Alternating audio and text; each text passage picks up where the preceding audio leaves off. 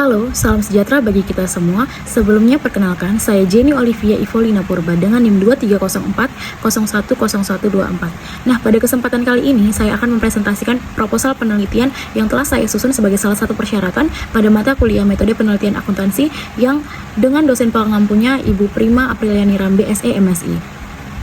Adapun judul proposal penelitian saya adalah pengaruh aset turnover, working capital turnover, dan harga minyak mentah terhadap kinerja keuangan dengan leverage sebagai variabel kontrol pada perusahaan subsektor minyak dan gas yang terdaftar di Bursa Efek Indonesia periode 2019 sampai dengan 2025.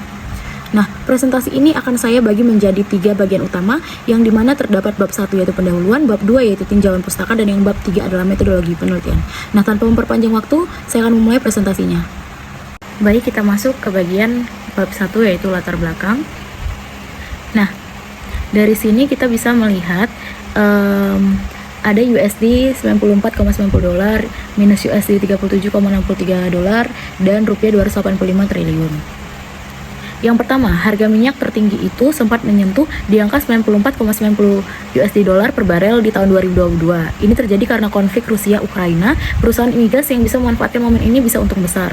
Lalu minus USD 37,63 dolar, tapi 2 tahun sebelumnya harga justru minus menjadi 37,63, pertama kali dalam sejarah dunia. Pandemi COVID-19 ini membuat permintaan minyak menjadi kolaps, perusahaan yang tidak siap pun langsung terpukul sehingga banyak yang kolaps atau bangkrut.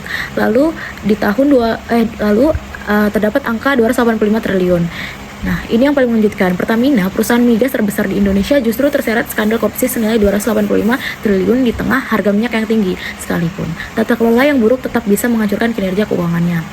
Nah, jadi kita melihat dari keempat ini ada dinamika harga global, efisiensi operasional, risiko leverage tinggi, dan gap penelitian.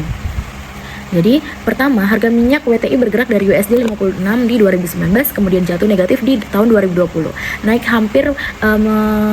hampir menjadi 95 USD dolar di 2022, lalu turun lagi. Fluktuasi ini langsung mempengaruhi pendapatan perusahaan migas. Ini menjadi variabel independen ketiga saya. Nah, lalu di efisiensi operasional itu aset turnover dan working capital turnover itu menentukan seberapa baik perusahaan memutar aset dan modalnya. Penelitian sebelumnya hasilnya tidak konsisten. Ada yang bilang positif hasilnya, ada yang bilang negatif. Ini yang menarik untuk diteliti ulang. Lalu, latar belakang ketiga yaitu risiko leverage yang tinggi. Jadi, dia rata-rata Pertamina itu 133%. Artinya, utangnya itu lebih dari 2 kali lipat modalnya sendiri. Beban bunga yang besar ini menekan laba operasional, maka leverage saya jadikan sebagai variabel kontrol, bukan variabel utama. Nah, latar belakang keempat yaitu gap penelitian. Ini alasan utama penelitian ini belum ada penelitian atau yang menggabungkan aset turnover, working capital turnover, dan harga minyak. Sekalipun menggunakan OPM atau operating profit margin sebagai ukuran kinerja dan leverage sebagai kontrol khusus di emiten migas BEI. Nah, jadi singkatnya, industri migas itu sangat kompleks. Ada faktor eksternal seperti harga minyak, ada faktor internal seperti efisiensi aset dan modal kerja, dan ada struktur keuangan seperti leverage. Penelitian ini mencoba melihat bagaimana ketiganya secara bersama mempengaruhi laba perusahaan migas di Bursa Efek Indonesia. Nah, baik, kita lanjut ke slide berikutnya yaitu identifikasi masalah. Dari latar belakang yang sudah dijelaskan tadi, ada 5 masalah yang saya identifikasi. Pertama itu fluktuasi harga WTI yang sangat ekstrim selama periode penelitian secara langsung mempengaruhi pendapatan dan profitabilitas perusahaan migas, namun dampaknya terhadap operating profit margin emiten BEI secara empiris belum banyak diteliti. Kedua, efisiensi penggunaan aset antar emiten migas BEI sangat berbeda-beda. Sebagian meningkat seiring pemulihan harga, sebagian lain justru menurun karena beban aset tetap yang tinggi dan investasi eksplorasi yang tidak menghasilkan. Ini menimbulkan pertanyaan seberapa besar pengaruh aset turnover terhadap OPM. Ketiga, penelitian terdahulu menunjukkan hasil yang tidak konsisten mengenai WCT atau working capital turnover. Ada yang menemukan berpengaruh positif, ada juga yang negatif. Ini perlu diuji lebih lanjut khusus pada emiten migas BEI. Keempat, perusahaan migas cenderung padat utang. Kasus Pertamina dengan DER 133% yang terparah di skandal korupsi yaitu 193,7 triliun menunjukkan bahwa leverage yang tidak terkendali dapat merusak kinerja keuangan secara struktural. Selain itu, mayoritas penelitian masih memakai ROI bukan OPM yang lebih murni mencerminkan efisiensi operasional. Kelima, belum ada penelitian yang secara khusus menggabungkan ketiga variabel tersebut. Ada namun hasilnya tidak konsisten. Lalu, kita masuk ke bagian rumusan masalah dan tujuan penelitian. Berdasarkan identifikasi masalah tersebut, penelitian ini merumuskan 4 pertanyaan penelitian. Pertama, apakah aset turnover berpengaruh terhadap OPM? Kedua, apakah working capital turnover berpengaruh terhadap OPM? Ketiga, apakah harga minyak mentah berpengaruh terhadap OPM? Dan keempat, apakah ketiganya secara simultan berpengaruh terhadap OPM?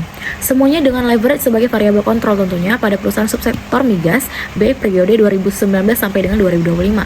Tujuan penelitian ini sejalan dengan 4 rumusan masalah tersebut, yaitu menganalisis dan menguji pengaruh masing-masing variabel secara parsial maupun simultan terhadap kinerja keuangan yang diikuti dengan operating profit margin. Nah, tujuannya itu yang pertama itu untuk menganalisis dan menguji pengaruh aset turnover terhadap kinerja keuangan yang diukur dengan OPM pada perusahaan subsektor migas yang terdaftar di B periode 2019 sampai 2025 dengan leverage sebagai variabel kontrol. Kedua, untuk menganalisis dan menguji pengaruh WCT terhadap kinerja keuangan yang diukur dengan OPM pada perusahaan subsektor migas yang terdaftar di B periode 2019 sampai 2025. Yang ketiga, untuk menganalisis dan menguji pengaruh harga minyak mentah terhadap kinerja keuangan yang diukur dengan OPM pada perusahaan subsektor migas yang terdaftar di B dengan leverage sebagai variabel kontrol. Dan yang terakhir, yang keempat itu untuk menganalisis dan menguji pengaruh asset turnover, working capital turnover, dan harga minyak mentah secara simultan terhadap kinerja keuangan yang diukur dengan operating profit margin pada perusahaan subsektor migas yang terdaftar di B periode tahun 2019 sampai dengan 2025 dengan leverage sebagai variabel kontrol. Baik, kita langsung masuk ke bab 2, yaitu tinjauan pustaka. Penelitian ini berpijak pada 4 landasan teori utama. Yang pertama itu teori agensi dari Jansen dan Meckling tahun 1976. Teori ini menjelaskan hubungan antara pemegang saham sebagai prinsipal dan manajemen sebagai agen. Ketika kepentingan keduanya tidak sejalan, muncul masalah keagenan. Dalam konteks penelitian ini, penggunaan leverage yang tinggi dan efisiensi aset mencerminkan konflik kepentingan tersebut. Laporan keuangan tahunan menjadi alat pengawasan prinsipal terhadap kualitas keputusan manajemen. Kedua itu teori sinyal. Teori ini menjelaskan bahwa karena ada asimetri informasi antara manajemen dan investor, manajemen menyampaikan sinyal ke pasar kenaikan harga migas. Sebaliknya, leverage yang berlebihan menjadi sinyal risiko solvabilitas. Ini mendasari penempatan harga minyak sebagai variabel independen dan deal sebagai variabel kontrol tentunya. Lalu kita masuk yang ketiga, yaitu teori efisiensi operasional. Perusahaan yang mengoptimalkan sumber daya dengan biaya minimal akan menghasilkan margin lebih tinggi. Dua dimensinya adalah efisiensi aset melalui asset turnover dan efisiensi modal kerja melalui working capital turnover. Ada batasnya, WCT yang terlalu tinggi atau working capital turnover yang terlalu tinggi bisa menekan likuiditas dan justru mengganggu operasional. Yang keempat itu ada DuPont Analysis. Kerangka ini menggambarkan profitabilitas sebagai fungsi dari margin laba, asset turnover, dan leverage. Dalam penelitian ini, net profit margin diganti dengan OPM atau operating profit margin agar pengukuran efisiensi operasional ini tidak terdistorsi oleh perbedaan struktur utang dan kebijakan pajak antar emiten. Nah, lanjut lagi, itu ada 5 variabel juga dalam penelitian ini. Yang pertama itu ada variabel dependen, adalah operating profit margin atau OPM. Sebenarnya dependennya itu kinerja keuangan yang diukur dengan OPM. Dihitung dari laba operasional dibagi pendapatan bersih dikali 100%. OPM dipilih karena tidak terpengaruh oleh struktur permodalan dan perbedaan pajak antar emiten, sehingga lebih murni mencerminkan efisiensi operasional intinya. Nah, variabel independen pertama adalah aset turnover. Dihitung dari total pendapatan dibagi rata-rata total aset. Nilai yang tinggi menunjukkan perusahaan mampu memanfaatkan asetnya secara produktif untuk menghasilkan penjualan. Lalu, variabel independen kedua adalah working capital turnover. Dihitung dari pendapatan bersih dibagi aset lancar dikurangi kewajiban lancar. Nah, perlu dicatat bahwa pada beberapa emiten migas kewajiban lancar bisa melebihi aset lancar, sehingga menghasilkan nilai WCT atau working capital negatif. Kondisi ini diakui dan dikelola dalam pengolahan data. Lalu, variabel independen ketiga adalah harga minyak dunia yang diproyeksikan dengan rata-rata tahunan harga WTI dan USD per barel, tersumber dari USEIA dan Macro Trends. Nah, terakhir itu ada leverage, diukur dengan debt to equity ratio atau DER, total utang dibagi total ekuitas, dan ditempatkan sebagai variabel kontrol untuk mengisolasi pengaruh murni ketiga variabel independen terhadap OPM dari bias perbedaan struktur modal antar emiten. Nah, lanjut dari tinjauan pustaka ini ada rasio aktivitas di sektor migas. Sektor migas bersifat padat modal dengan siklus produksi panjang sehingga nilai AT dan WCT secara alami lebih rendah dibanding sektor lain. Namun, stabilitas AT di tengah volatilitas harga mencerminkan fleksibilitas operasional yang baik. Lalu, terakhir ada dinamika pasar minyak dan kinerja keuangan. Harga minyak mempengaruhi OPM melalui 4 jalur. Yang pertama, pendapatan langsung. Yang kedua, harga transfer dalam grup. Yang ketiga, biaya energi operasional. Yang keempat, ekspektasi dan keputusan investasi. Intensitas tiap jalur berbeda-beda tergantung dari posisi emiten di rantai nilai. Nah, baik, kita langsung masuk ke bagian penelitian terdahulu. Yang pertama, itu dengan penulis Nur Laila et al. Variabel penelitian yang dipakainya itu adalah X-nya itu DER, CR, TATO, di mana Y-nya itu adalah ROA dari kinerja keuangan. Nah, hasilnya itu TATO berpengaruh positif dan signifikan terhadap ROA, DER dan CR juga berpengaruh signifikan terhadap kinerja keuangan. TATO menjadi variabel dengan pengaruh paling konsisten. Yang kedua itu ada Harhab et al. Variabel penelitiannya itu X-nya itu perputaran persediaan dan perputaran piutang dengan Y adalah OPM. Hasilnya itu perputaran persediaan berpengaruh positif terhadap OPM. Perputaran piutang tidak signifikan secara parsial simultan, keduanya berpengaruh signifikan terhadap OPM. Yang ketiga ada Agustin et al. Itu variabel penelitiannya dengan X yaitu DER, TATO dan WCT, dan Y adalah pertumbuhan laba dan kontrol yaitu firm size. Hasil dan temuannya itu DER, TATO, WCT, dan firm size berpengaruh parsial dan simultan signifikan terhadap pertumbuhan laba perusahaan pertambangan B. Dan masih ada 3 lagi. Yang pertama itu Maulana et al, yang kelima itu Damayanti et al, dan yang keenam itu adalah Hermawan 2024 dengan hasil sebagai berikut. Nah, kita masuk ke kerangka pemikiran. Jadi kerangka pemikirannya itu aset turnover itu terhadap kinerja keuangan, working capital turnover terhadap kinerja keuangan juga, dan harga minyak dunia terhadap kinerja keuangan, dan leverage sebagai variabel kontrol. Kita masuk ke bagian hipotesis penelitian. Berdasarkan landasan teori dan penelitian terdahulu, penelitian ini merumuskan 4 hipotesis. Yang pertama yaitu aset turnover berpengaruh positif dan signifikan terhadap OPM. Ini didukung oleh DuPont Analysis dan temuan empiris Nur Laila DKK tahun 2019 serta Agustina et al. Tahun 2024. Hipotesis kedua, WCT berpengaruh signifikan terhadap OPM. Hipotesis ini dirumuskan 2 arah karena hasil penelitian terdahulu tidak konsisten. Agustina et al. Menemukan pengaruh positif, sementara Maulana et al. Menemukan pengaruh negatif. Hipotesis ketiga, harga minyak dunia berpengaruh positif dan signifikan terhadap OPM.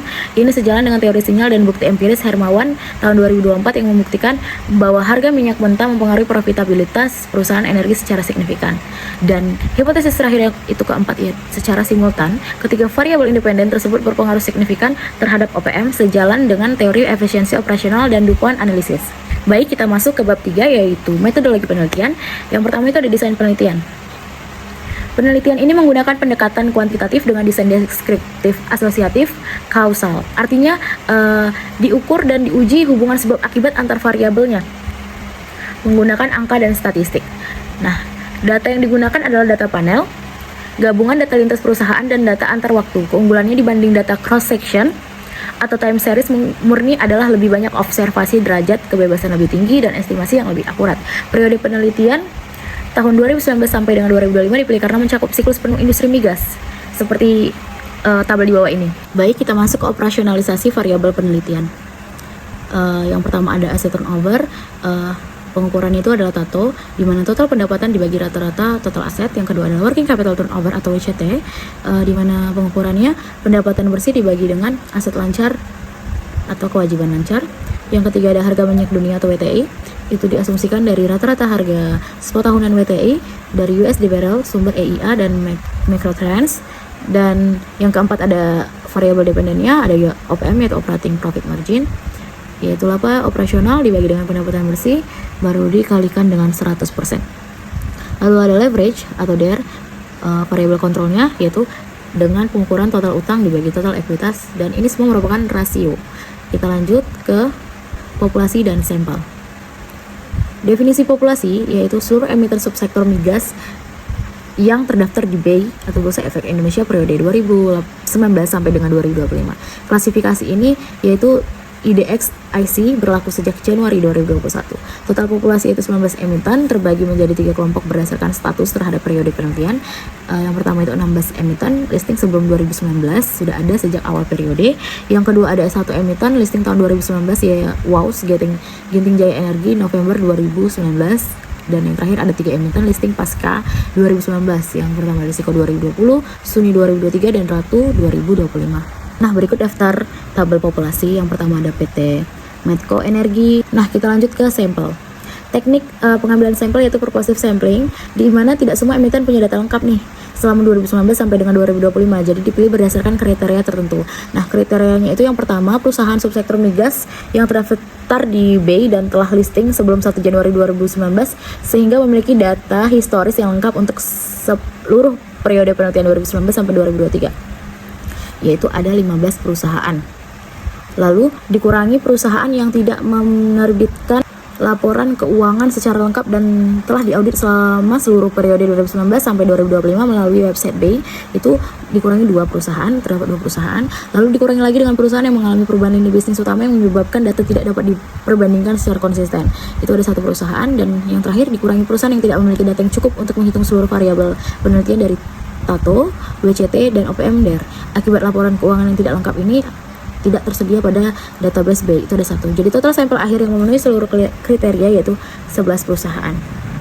Nah, sebagai hasil dari periode penelitian 2019 sampai 2025 yang selama 7 tahun dan 11 perusahaan sebagai sampel, jadi total observasi dalam penelitian ini adalah 11 perusahaan ini dikali 7 tahun yaitu 77 observasi. Jumlah ini dianggap memadai secara statistik untuk analisis regresi data panel yang konsisten karena memenuhi persyaratan minimal observasi untuk analisis data panel seimbang. Nah, berikut daftar sampelnya. Nah, lalu kita masuk metode pengumpulan data. Nah, pertama jenis data. Jenis datanya adalah data sekunder tentunya. Sudah dipublikasikan dan diaudit secara resmi, tidak dikumpulkan sendiri di lapangan. Jadi datanya ada di web BEI dan itu merupakan data yang resmi tentunya. Sumber datanya itu yang seperti tadi yaitu laporan keuangan web BEI, data laporan keuangan tahunan atau annual financial statements yang telah diaudit oleh auditor independen diperoleh dari website resmi Bursa Efek Indonesia di www.idx.co.id melalui fitur unduhan laporan keuangan pada halaman emiten masing-masing. Yang kedua, website resmi masing-masing perusahaan sampel. Dan yang ketiga, sistem elektronik reporting atau e-reporting OJK. Data yang diambil meliputi total pendapatan, rata-rata total aset, aset lancar, kewajiban lancar, laba operasional, pendapatan bersih, total utang, dan total ekuitas untuk setiap perusahaan sampel selama periode 2019 sampai dengan 2025. Harga minyak dunia. Data harga rata-rata tahunan minyak mentah West Texas Intermediate atau WTI dalam satuan USD per barel diperoleh dari 2 sumber nih. Yang pertama ada US Energy Information Administration atau EIA melalui portal data online www.eia.gov, dan yang kedua ada Microtrends melalui website www.microtrends.net. Nah, kita masuk ke 5 yaitu teknik analisis data. Jadi metode analisis penelitian ini menggunakan regresi data panel yang menggabungkan data 11 perusahaan selama 7 tahun menghasilkan 77 observasi tentunya. Yang kedua, statistik deskriptif digunakan untuk menggambarkan karakteristik data setiap variabel melalui nilai minimum, maksimum, rata-rata, dan standar deviasi. Yang ketiga ada uji asumsi klasik. Dilakukan 4 uji sebelum regresi untuk memastikan model bersifat BLEU atau Best Linear Unbiased Estimator. Yang pertama itu uji normalitas oleh Kolmogorov-Smirnov, residual harus berdistribusi normal. Yang kedua ada uji multikolinearitas dari FIV dan tolerance. Tidak ada korelasi antar variabel independen. Yang ketiga ada uji heterokedastisitas atau Gleicher varian residual harus konstan. Yang keempat ada uji autokorelasi atau Durbin-Watson. Tidak ada korelasi antar residual antar waktu. Nah, kita masuk ke pemilihan model regresi. Dilakukan 3 tahap uji untuk menentukan model terbaik antara CEM, FEM, dan REM. Yang pertama itu ada uji Chow, memilih antara CEM dan FEM. Yang kedua ada uji Hausmann, memilih antara FEM dan REM. Yang ketiga ada uji Lagrange multiplier, memilih antara CEM dan REM. Yang kelima ada model persamaan regresi sebagai berikut dengan rumus sebagai berikut. Nah, kita masuk yang keenam yaitu uji hipotesis. Yang pertama itu kita melakukan uji T atau parsial, yaitu menguji pengaruh masing-masing variabel secara individual terhadap OPM. Dan yang terakhir kita uji F simultan, menguji pengaruh semua variabel secara bersama-sama terhadap OPM. Yang ketujuh ada koefisien determinasi, yaitu Ajes R kuadrat, digunakan untuk mengukur seberapa besar variabel independen mampu menjelaskan variasi OPM.